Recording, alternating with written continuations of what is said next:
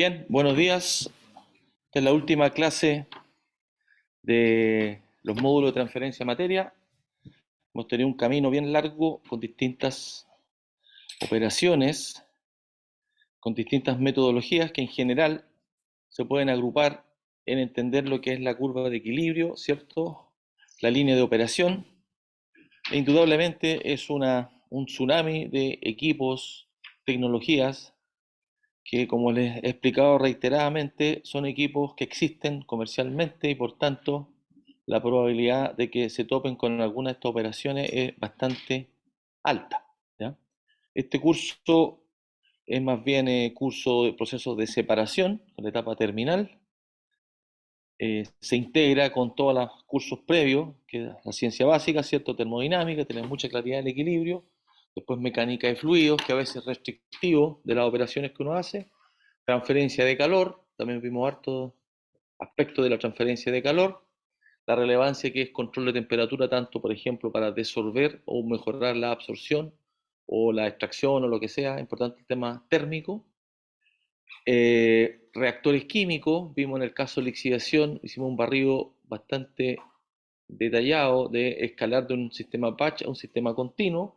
Ustedes tienen la planilla Excel de la lixiviación y que va a ser preguntada en la prueba, ya saben, hay una pregunta.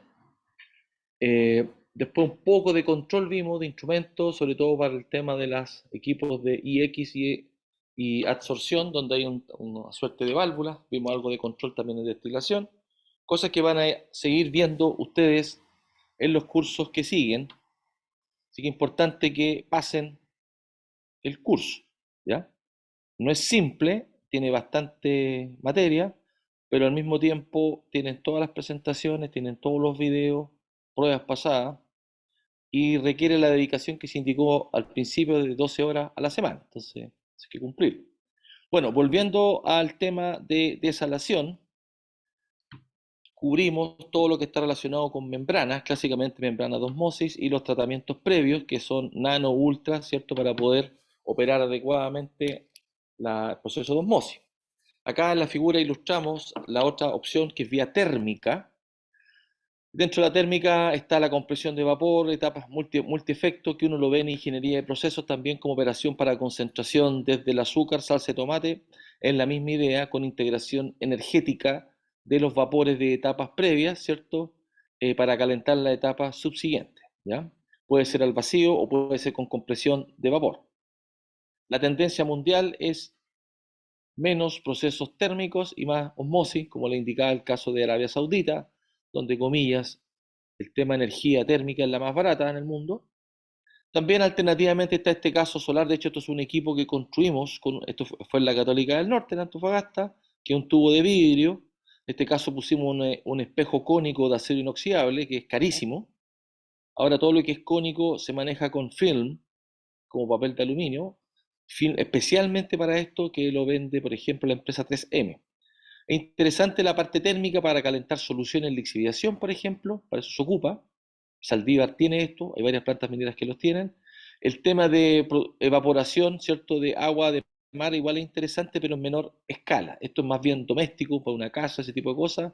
Funciona y por muchos años la producción de agua desalada por evaporación se usa en la historia, ¿ya? Después tenemos el caso que es un poco más avanzado, que se llama forward osmosis, pero en realidad, como les explicaba, es simplemente osmosis, que básicamente consiste en poner la descarga de una planta de osmosis con una salinidad 70.000 microsiemens, que es un rechazo, y no puede pasar por membranas nuevamente, membranas convencionales, y esta solución de descarte a través de una membrana que está en forma vertical, la misma membrana de osmosis que ustedes tienen y vieron la semana pasada, se pone en contacto con una solución altamente concentrada, en este caso con amoníaco. Entonces ponen una cara en contacto 70.000 con 300.000 microsiemens.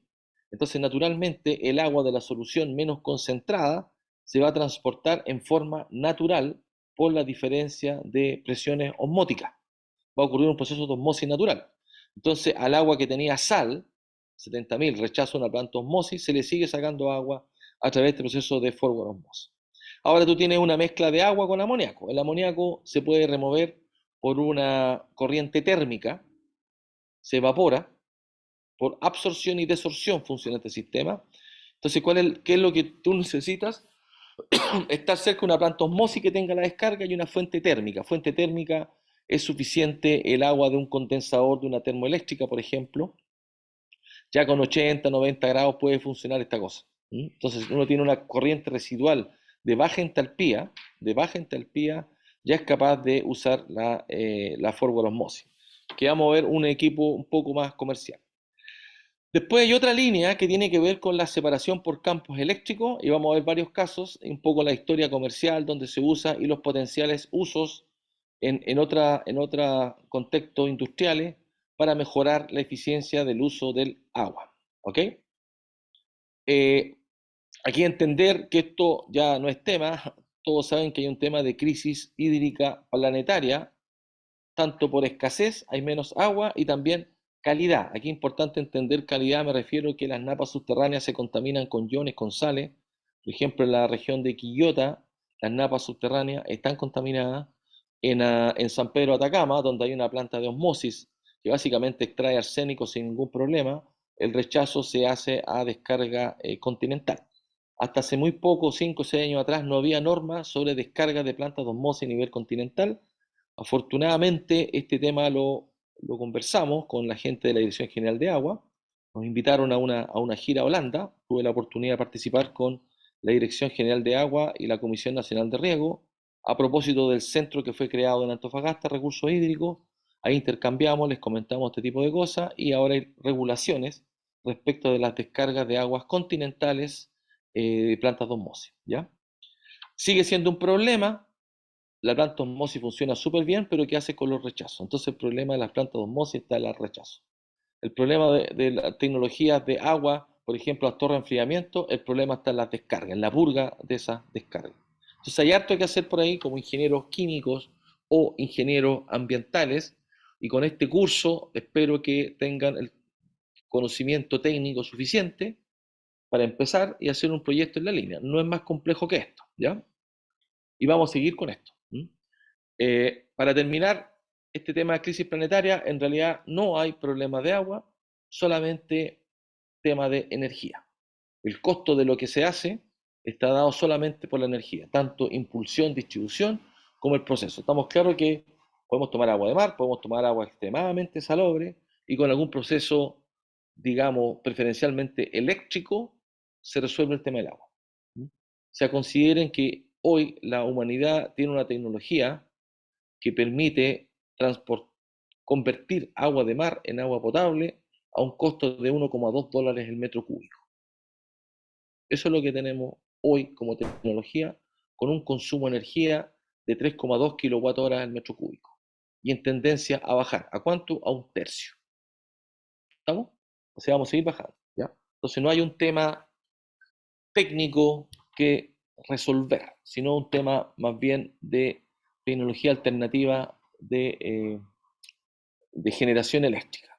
Afortunadamente en el país, Chile y China, primero China, después Chile, es prioritario para todo lo que es energía renovable, tanto solar como energía eólica.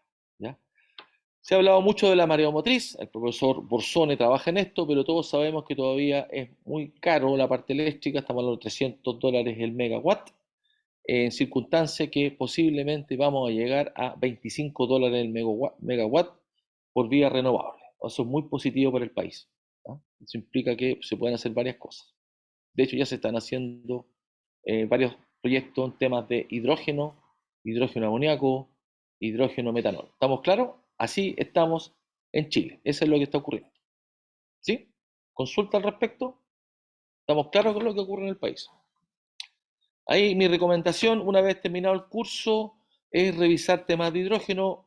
Encantado en compartir un curso que hacemos con Aldonza, solamente para el curso, porque es un curso pagado. Lo puedo compartir con los exalumnos de transferencia de materia. ¿Estamos?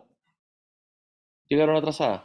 Estaba cerrando una parte de lo que hay en el país para que revisen el video y indicarles que lo que viene ahora, el verano y todo, es meterse en el tema hidrógeno y puedo compartir un curso, un taller en realidad un diplomado que hicimos con Aldonza. Aldonza ve el tema materiales, yo veo el tema de conversión de hidrógeno a otro elemento, es bien completo, es bien técnico, está en video, está en la PowerPoint, eso se puede compartir a los exalumnos o los alumnos del curso de transferencia de materia. ¿Estamos de acuerdo? Sigamos entonces. Entonces, como explicaba, lo que vamos a ver ahora son procesos que están gobernados por temas eléctricos. En corto, vamos a ver la electrodeionización capacitiva, vamos a ver la electrodiálisis capacitiva, la electrodeionización, la electrodiálisis reversa y el drenaje electroosmótico para distintos campos de aplicación. Cada uno de ellos los vamos a ver por separado. Esta tecnología, que es la electrodiálisis capacitiva, se llama así porque es la misma idea de un capacitor. El capacitor lo que hace es acumular carga eléctrica, la acumula y después la descarga. El condensador que ustedes seguramente vieron en electricidad, física o en electrónica. ¿Ya? Entonces, en este caso, lo que hace es acumula iones, los carga y después los descarga. Es como un acumulador de iones producto de campo. A diferencia de la electrodiálisis, que pasan, se concentra, tiene una solución de entrada y una de salida sin iones y una más cargada con iones en continuo. Esto los acumula. Este es el aparato piloto que de hecho lo compramos en Holanda, el mismo Voltea, lo compramos. Tenemos el piloto que ahora está en la Católica del Norte. ¿Cuál es la gracia de esto? Que funciona muy bien para sulfatos. Los sulfatos es un gran dolor de cabeza en varios procesos. Está relacionado con el ablandamiento de agua, todo lo que es la parte de detergentes, lavanderías, y en particular a nosotros nos interesa mucho la remoción de sulfato en las descargas de las plantas de enfriamiento. Las torres de enfriamiento en la purga, como ustedes saben calcularlo, saben de dónde viene la purga, está muy alta en sulfatos. Y esa descarga de sulfatos incluso está fuera de la norma de descarga en recursos, en medios naturales, en ríos. Entonces no pueden descargar, la van a botar ahí literalmente en la punta del cerro, lo que implica un costo en camión. Sin embargo, existe esta tecnología. En su momento lo mencionamos y apoyamos a la empresa que está acá en Calera. El tema es la capacidad. Entonces, acá otro comentario. Uno puede tener una tecnología, pero la siguiente pregunta, ¿cuál es la capacidad? 10 metros cúbicos hora es grande. 10 metros cúbicos de purga es grande. O sea, imagínense la purga 10 metros cúbicos, ¿cuánto procesa la planta? Estoy hablando de la planta San Isidro. Está aquí. ¿Ya? Esta tecnología fue interesantemente desarrollada en la tesis de doctorado del profesor Joná Morem, que esperamos tenerlo acá el miércoles, que después se tradujo en un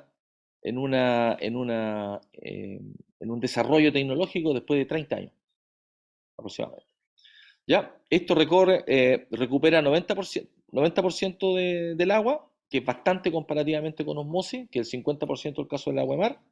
Fíjense acá el consumo, obviamente tiene menos iones, no es para agua de mar, es de 0,5 kWh por metro cúbico, en comparación a lo que tú requieres en una planta de osmosis convencional de agua de mar, donde requieres 3,2 kWh por metro cúbico. ¿Ya?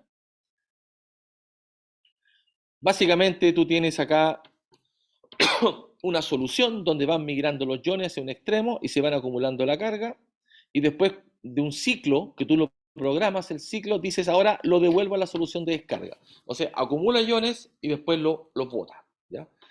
¿Cuál es la gracia de este aparato? Que uno juega con los ciclos y los campos de intensidad, hasta ajustar. Este equipito está pensado para hacer los pilotos, donde están los ciclos carga y descarga y los voltajes asociados hasta optimizar, lo cual es muy bueno para después escalarlo a un equipo continuo. ¿Estamos? Ya conoce los parámetros de diseño. ¿Ya? Eh, Aquí estamos hablando de conductividades no muy altas, estamos hablando de agua dura, sulfato de calcio y magnesio, 1200 ppm es una salinidad baja. Pero lo que nos molesta es el sulfato, que por ejemplo en una lavandería implica un mayor consumo de detergente. O sea, en la evaluación de proyecto esto se paga por el menor consumo de detergente que tú tienes. ¿Ya? El principal foco que ha tenido esta compañía ha sido en las plantas de lavandería industrial, estoy hablando, lavandería en hospitales, lavandería industriales, ¿ya? Que igual a un consumo de agua. Claro, entonces aquí hay agua que está. ¿Por qué importante? Porque es agua que es recalentada, también tiene problemas de incrustación. Entonces la idea es, mientras más libre de dureza, calcio, magnesio esté, menos costo tienes en reactivo y mantención de los intercambiadores calentadores. ¿Ah? Porque son calefacción eléctrica. ¿Ok? Acá está la planta, es súper modular. Aquí otro aspecto importante, independiente de lo que hemos visto en todos los cursos, cualquier tecnología que sea modular siempre va a ser más eficaz, aunque cueste 3 veces, porque tú reemplazas módulos, tienes más flexibilidad desde el punto de vista de operación. Lo que vimos, por ejemplo, en planto de osmosis, se puede construir un proyecto muy grande en varias etapas en vez de un megatarro. La tecnología siempre va a tender a modularizar por temas de mantención, por temas de costo, aunque sea más caro, como por ejemplo veíamos los empaques estructurados, aunque sean más caros, a la larga es más barato porque te demora un día en sacarlo y reemplazarlo en vez de tener empaque aleatorio. Esos son criterios de decisión, ya que están chicos todavía, chicas todavía, pero es importante tenerlo en mente. El otro aspecto es lo que llamamos el volumen que ocupa. ¿Ya?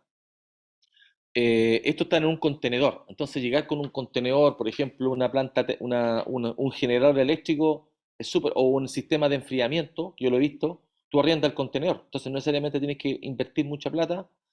El concepto de arrendar el contenedor viene el equipo armado. Eso también es súper potente desde el punto de vista de ingeniería de proceso, porque no hay que hacer, se conecta a la tubería nomás y se enchufa y se acabó. Y si no tiene electricidad, vienes también con tu generador eléctrico. Eso me tocó verle una planta donde había temas de enfriamiento, la planta de carbonato de litio. Llegó y se arrendó el equipo de enfriamiento, chiller, que mantiene fluido etilenglicol, corriente fría, para los intercambiadores. Llega y se enchufa y tú en una semana tienes un equipo instalado operando. Después tú ves en el contrato si compra el aparato, ¿ah? Pero es distinto, el arriendo se resuelve de una patada. ¿Ya? Esa es la ventaja que tiene esto. Estos 140.000 galones son US GAL. Les recuerdo que un galón americano son 3,6 litros y un UK GAL, que es del imperial, galones imperiales, son 4,5 litros.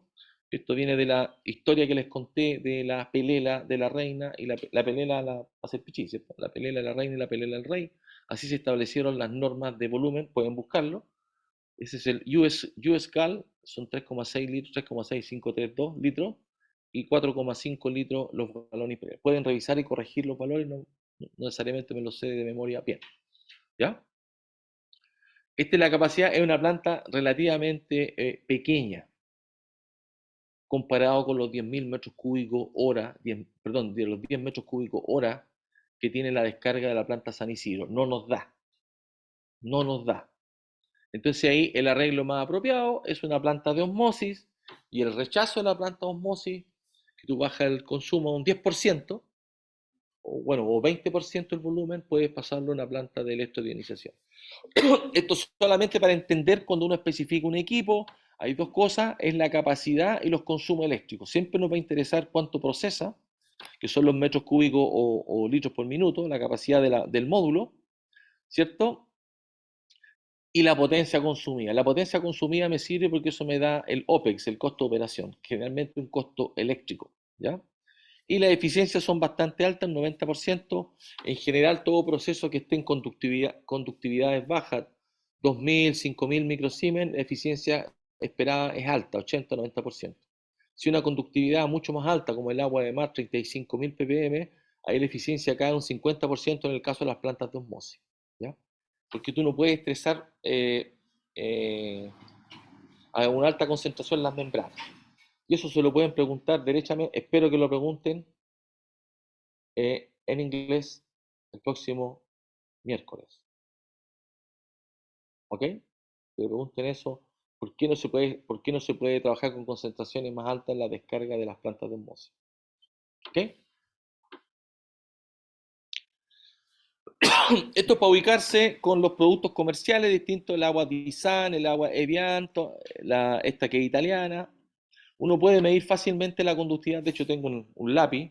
A veces uno que es ñoño va a una fiesta y todo saca su lápiz, mide conductividad y todo eso. Solamente para ñoñar y explicarte más la conductividad. ¿Ok?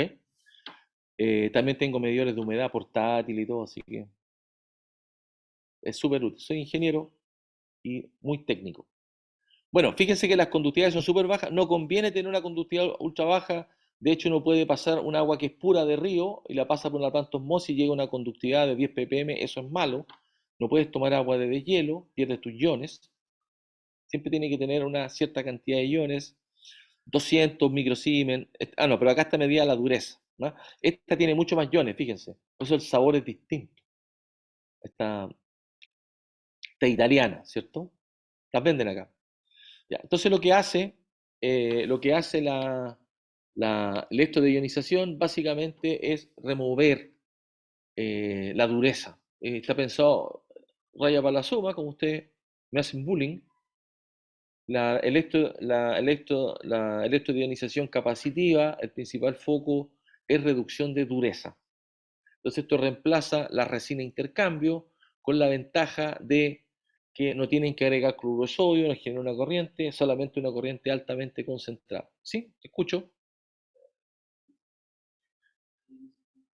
No, es electrodiálisis capacitiva. Si dije otra cosa está mal. Esto es electrodiálisis capacitiva. EDC. ¿Ya? No lo he explicado todavía. Ahora viene. La electrodeionización es una electrodiálisis que es continua. La capacitiva acumula y descarga. Se va por un lado. Pero la electrodeionización, además de la electrodiálisis que les expliqué la semana pasada, tiene resinas de intercambio iónico, las que ustedes estudiaron en proceso de intercambio iónico. Es una electrodiálisis y en la cámara tiene resina. ¿Por qué? Cuando tú tienes un agua muy, muy, muy pura, no conduce la electricidad y lo que empezaría a generar es la hidrólisis, destruye, genera hidrógeno y oxígeno.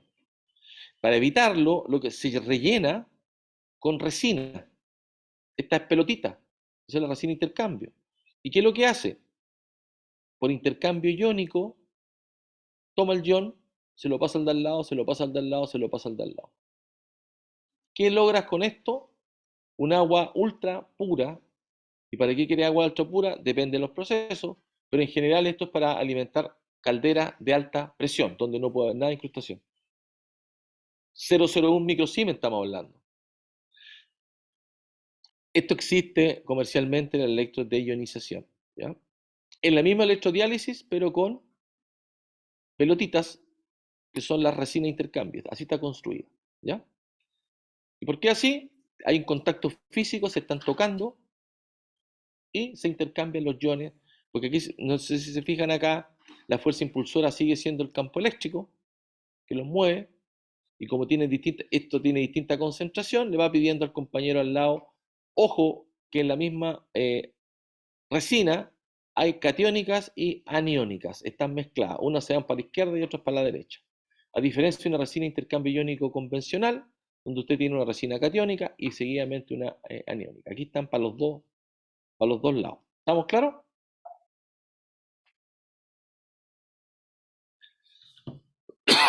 Esto es casi una volada, también se lo pueden preguntar al profesor Llorán.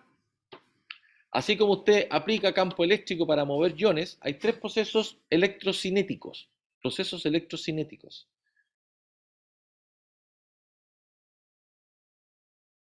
Uno de ellos es el drenaje electroosmótico, que ya lo voy a explicar. Está la electrosedimentación y está la electrodiálisis reversa, o explicarlo en palabras simples, el hecho de que yo tenga un gradiente de concentración puedo generar electricidad.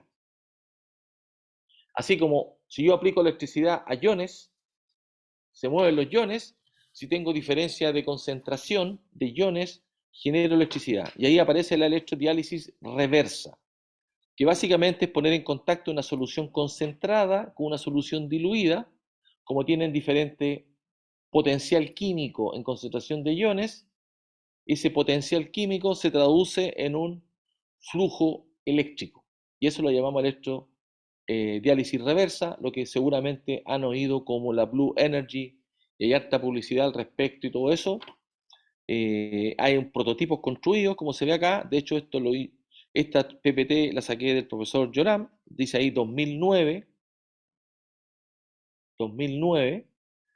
donde en principio se construyó una planta, principalmente uno lo ve esto en los estuarios. Estuario es la afluencia de un río baja conductividad al mar.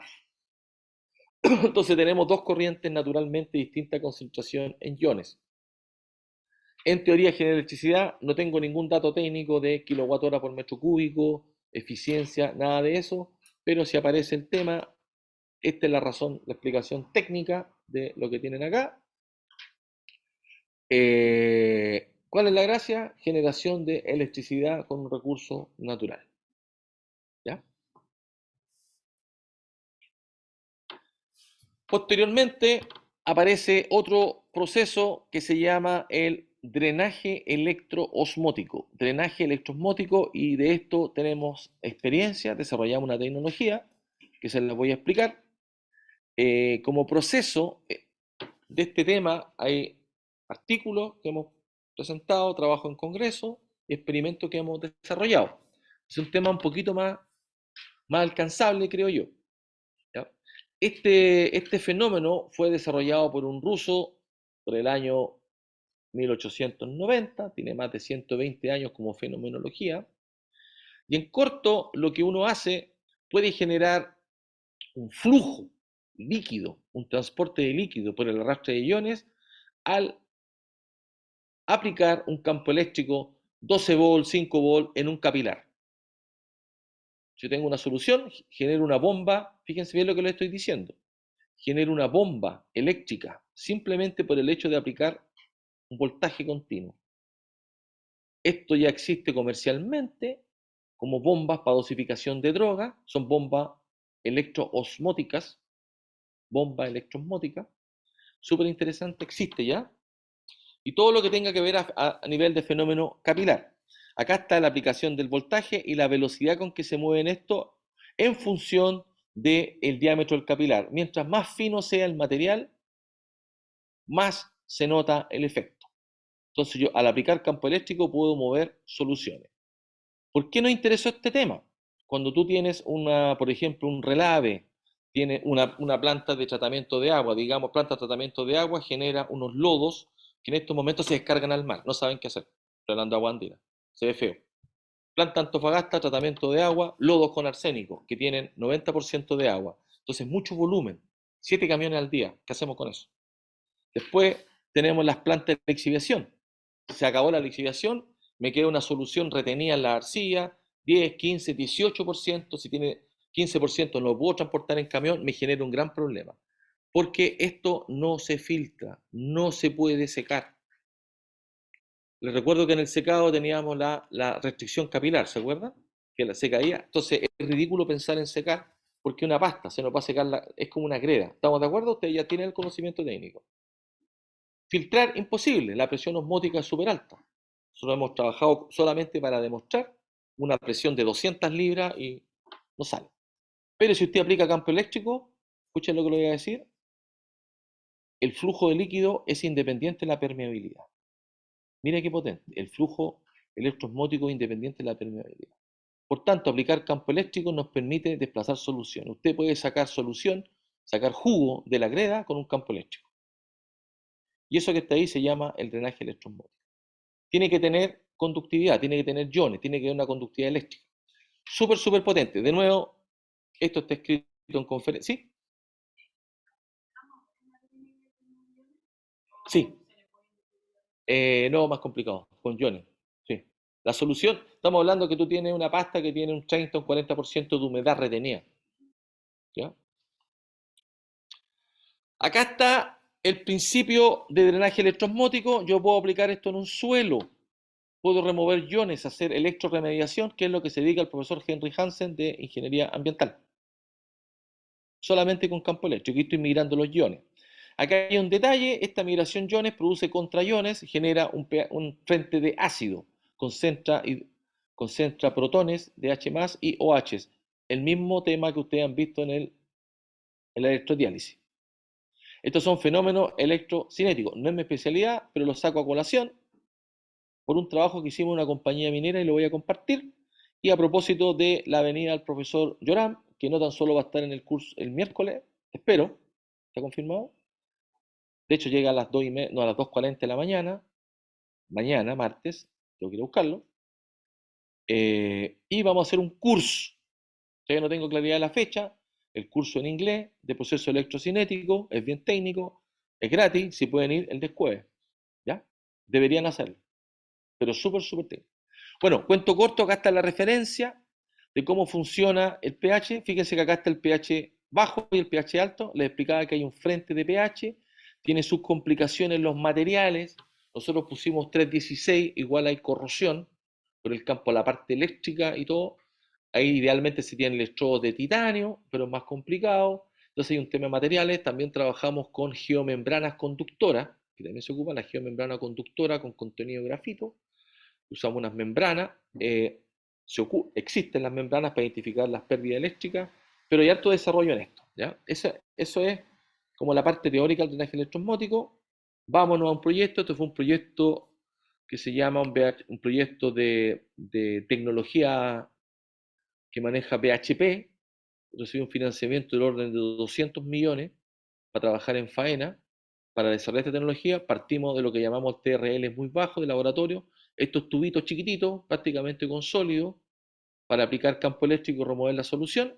¿Por qué? Su problemática, no está explicado acá, partió por los problemas ambiental, todo lo que es el manejo de pila va a un botadero gigante, 60 millones de toneladas acumuladas, con soluciones en teoría al 10%, pero descubrimos que incluso hay 18%, eso se acumula, sigue liciviando y va a las napas subterráneas, que tiene una base sólida, no debería infiltrar, pero como es una base sólida, una grieta implica permeabilidad infinita.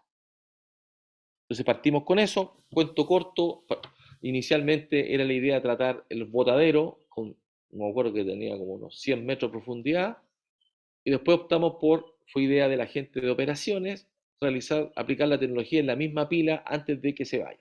Entonces ahí se metían los electrodos con un arreglo de este tipo. Fíjense que partimos con tubos chicos, después con unos tubos más grandes. Aquí la pregunta: ¿cómo tú determinas la diferencia de humedad que de 1 o 2%? Hay un tema de error, no sirve muestrear. Después lo hicimos en estas cajas, también se mostró, y no había evidencia técnica de la diferencia. Cuento corto, se probó en la misma faena en estos contenedores de 1,5 toneladas, 1500 kilos, y ¿qué se hizo? Se pesó la cuestión completa. O sea, imagínense la logística de tener la grúa horquilla, todo esto con subcontrato, que es carísimo. O sea, un viejo que apalea, literalmente, que mueve una pala, es 3 veces más caro que un viejo que apalea acá, por los turnos y todo eso. O sea, esto es un proyecto muy, muy, muy caro, pero había que hacerlo en planta, y justamente se demostró con estos electrodos, aquí cuento corto,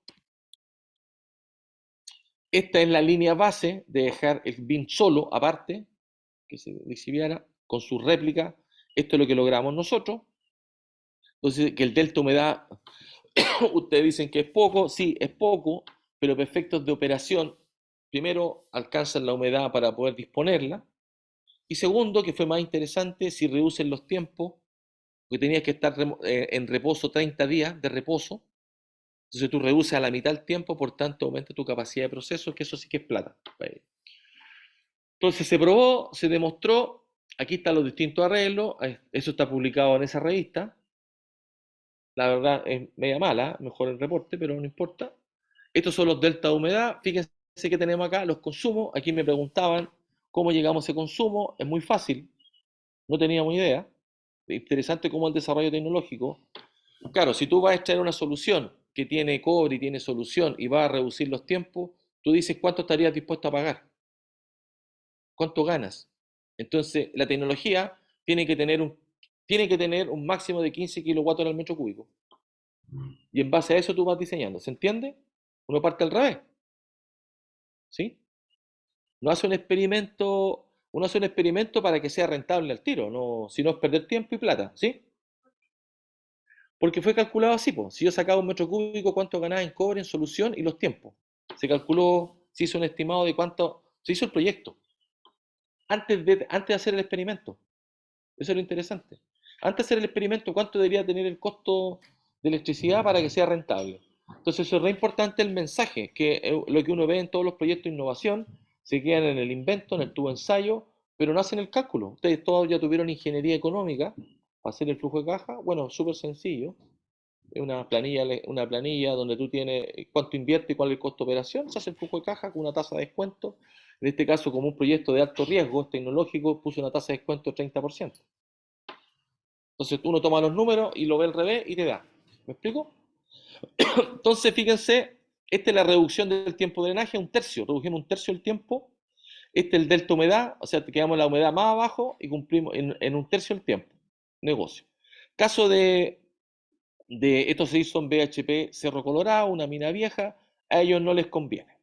Posteriormente se nos pidió aplicar la tecnología en un proyecto en otra minera a través de un broker tecnológico. Desafortunadamente no quedamos, pero puedo decirles que nosotros somos lo único en Chile y tal vez en el mundo que manejamos la tecnología de drenaje electroosmótico en pila lixiviación. Va a ser un tema abierto, con resultados, con publicaciones y con bastante tiempo de experiencia.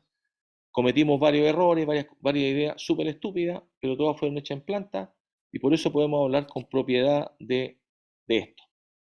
¿Ok? Ese cerramos el tema de drenaje electroosmótico, aplicable a qué?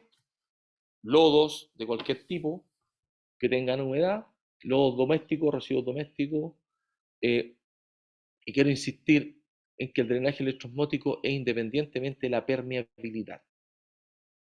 Supera la filtración, supera el secado. ¿Estamos? La otra tecnología, que es la última, tiene que ver con lo que llamamos la forward osmosis, pero forward osmosis es solamente un término rimbombante y comercial, porque el proceso es osmosis. El proceso que ocurre es osmosis, la osmosis natural, que básicamente la osmosis es el flujo de un solvente, de un líquido, cuando tú pones en contacto dos soluciones de distinta concentración a través de una membrana permeable al agua. Entonces, naturalmente, el agua va a migrar de la zona más diluida a la más concentrada. Entonces, ¿qué es lo que uno hace? Normalmente uno puede tomar agua de mar directamente o puede tomar el agua de descarga de una planta osmosis. Si es agua de mar, estamos hablando de 35.000 ppm. Si es agua de descarte de una planta osmosis, son 70.000 ppm, porque sabemos que es 50% de recuperación. Pasa por un panel que tiene una membrana y se pone en contacto con una solución que es tal vez 10 veces más, no, o 5 veces o 10 veces más concentrada. En este caso es una solución que tiene amoníaco. Esa solución que tiene amoníaco, como es más concentrada, va a haber un flujo natural, una osmosis natural, desde 70.000 a 300.000 o 200.000, por ejemplo, y va a pasar el agua. Una vez que esto se recibe en el tanque, se bombea, se pasa por un intercambiador para calentarla, y al calentarla va a haber un stripping, se va a ir el amoníaco. El amoníaco se va a un condensador y me genera una solución de make-up concentrada en amoníaco y vuelve a pasar acá. Mientras que la solución donde se desorbió, pues aquí estamos claros que aquí hay un tema de absorción y desorción con temperatura, luego que ya estudiaron absorción y desorción del líquido, claramente simulable en Aspen, sin ningún drama, lo pueden hacer de una patada, para ver las condiciones, puede ser un calor residual, porque esto es de baja entalpía, 80 grados, incluso 60 grados, pueden hacer con una energía térmica residual, necesitan condensar y generan un agua, la verdad no sé con cuántos ppm, claro, si no está libre de amoníaco podría ser, no es agua potable, pero un agua de unos 5.000 microsiemens, 10.000 microsiemens, que es manejable. ¿Sí? Es manejable el agua, ¿ya? ¿Ok? Es el concepto de la forward osmosis. Les reitero, se llama forward osmosis, pero en realidad conceptualmente sigue siendo osmosis. Acá está un cuadro resumen gráfico. Yo pegué la foto acá para entender. Cuando estamos hablando de soluciones con un 3%, 3% es lo que tiene el agua de mar. ¿Se acuerdan? 3% es la saturación del cloruro de sodio.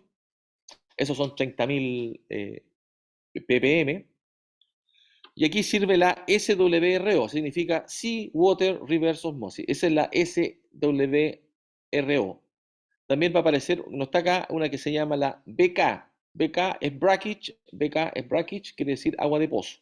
BKRO o la membrana dice SWRO o va a decir BKRO para indicar que es para salinidades de ese tipo. Entonces, esto está limitado a la concentración. Fíjense los consumos, estamos hablando aquí del seawater, estamos hablando de 3, forward osmosis con osmosis reversa, con reverse osmosis, ¿cierto? Estamos hablando de un consumo un poco más alto, y acá está la tecnología comercial, con 10%, 3 veces el agua de mar, como le indicaba, la MBC, Membrane Brine Concentrator, funciona con amoníaco, y después ya más arriba tú te vas con procesos que son térmicos, es decir, evaporación, cristalización con cristalizadores. Eso también es válido, cristalizar. O los evaporadores múltiple efecto, como los vimos en el caso de Arabia Saudita. Entonces, aquí aparece esta tecnología que se llama la Oasis, que es una tecnología comercial, y aquí el rollo es para tomar principalmente la descarga de las plantas de osmosis, que está empezando a ser cuestionado por la contaminación eventual. Yo les digo que por tema de pluma y salinidad no pasa nada, pero en el largo plazo la acumulación de metales pesados podría tener un impacto. Esto para los ambientales, el tema es qué bioindicador ocupas, que tiene acumulación. Entonces hay gran debate qué bioindicador, porque además se mueven todo lo que es fauna. Aquí lo que es más sensible son los gametos o los de los erizos. Se ocupa como bioindicador. Aquí el problema no es que contaminan o no, sino que bioindicador es el que estoy ocupando para poder hacer un seguimiento, porque esto es muestreo en fauna. Tiempo atrás, lo digo porque tiempo atrás trabajamos en una tesis de magíster con una bióloga marina, ahí aprendí este tema. El bioindicador es clave. No nos sirven los choritos ni los pescados, nada de eso nos sirve porque tú no tienes como tener un grupo de control. Hay un tema de diseño de experimentos. Entonces hay que ser muy críticos. Cuando hablan contamina, la pregunta es qué bioindicador tienes y cómo hace el seguimiento. Y qué evidencia tiene del efecto de la salmuera en qué, en el crecimiento de la población, etcétera. No es simple, los temas ambientales no son simples, no me meto en eso, no tengo la expertise. Solamente he trabajado en temas de dispersión de plumas, medición de conductividad, pero no el efecto en ecosistema, que son muchos factores. ¿Estamos? Fíjense, justamente acá tenemos las distintas conductividades. Les recuerdo hasta que hay 35.000. Esta es la presión que ocupa en osmosis inversa. Esta es la forward osmosis. Te ha indicado qué tipo de fabricante o proveedor y qué modelo. Efectivamente, son capaces de llegar a 140.000 ppm, que básicamente es 4 veces el agua del mar o el doble del rechazo de una planta osmosis. Estas son las conversiones que se logran, 10%, pero algo es algo. Estamos hablando de un agua que normalmente se descarta. ¿Ya? Aquí está nuevamente explicado. E insisto que esto es una membrana plana y se pone en contacto con una solución principalmente con amoníaco, dada la facilidad que tiene para separarla posteriormente por un proceso de tipo térmico. Acá están las concentraciones del producto. Fíjense efectivamente que podemos llegar a 200.000 ppm. Eso es lo relevante de este tema. Mayores detalles, esto está fuera del alcance del curso, simplemente quise mencionarles que esto es lo que está en el estado del arte de tecnología de desalinización, dada la relevancia que tiene, pero hay otras cosas más que se pueden hacer. Por supuesto, ustedes pueden consultar los papers que salen declarados aquí o los fabricantes de ver información que es un poco más nueva. ¿Ok? Con esto damos por cerrado el capítulo de desalación, osmosis. Les recuerdo que el miércoles tenemos un control. Ya les expliqué en la clase pasada de qué va a ser exactamente. Y les pido revisar el video. El YouTube ya fue subido.